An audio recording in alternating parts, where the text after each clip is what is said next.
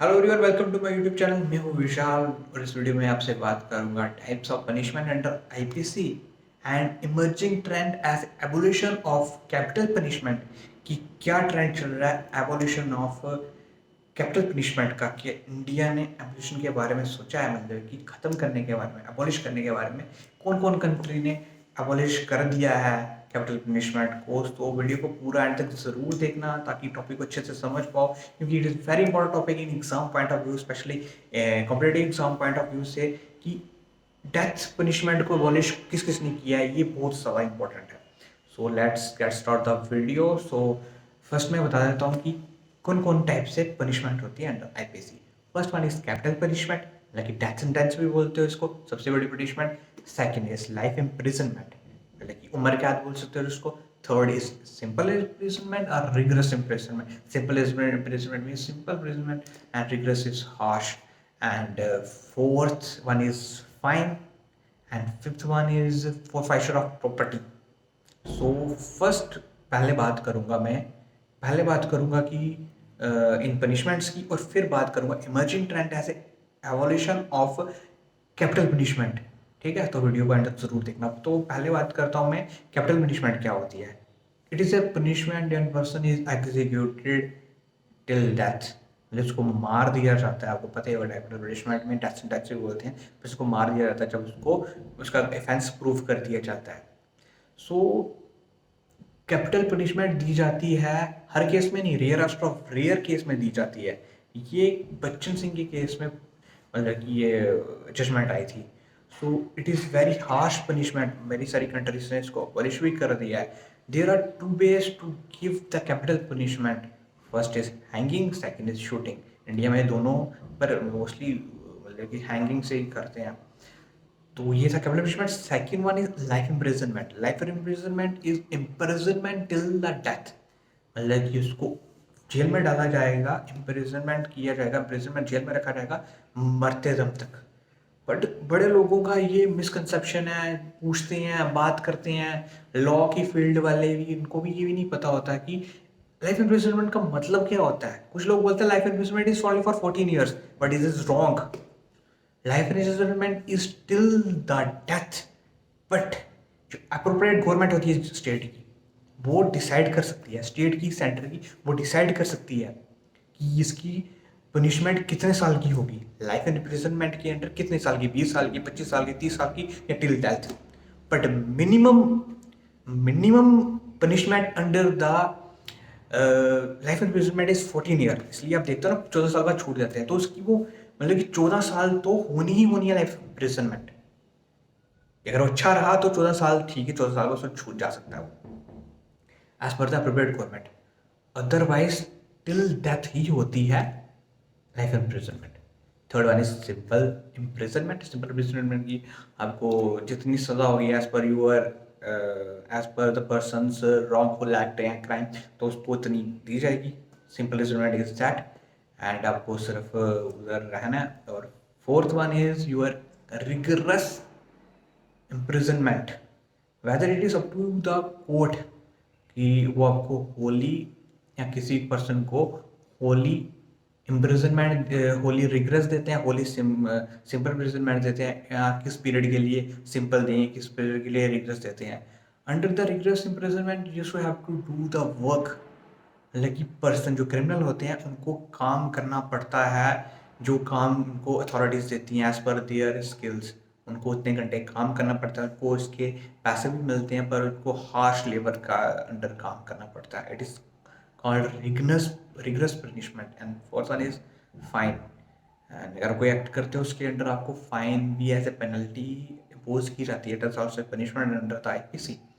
And another one is forfeiture of property. If आप कुछ गलत करते हो और पास पैसे नहीं है देने को, तो आपकी प्रॉपर्टी भी लिए जा सकती है। गवर्नमेंट अटैच कर देता है प्रॉपर्टी, कोर्ट अटैच कर देता है property without giving you any single penny, without giving you any compensation for that.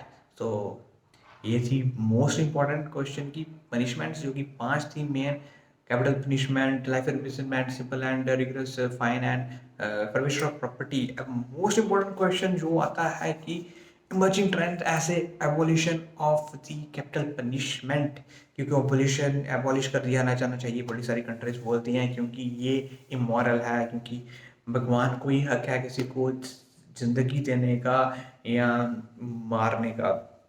पहले एशियन टाइम में ऐसा होता था कि पनिशमेंट रिफॉर्मेटिव रखी जाती थी या किसी को रखी जाती थी रिफॉर्म करने के लिए, या तो प्रिवेंटिव रखी जाती थी रिफॉर्म करने के लिए।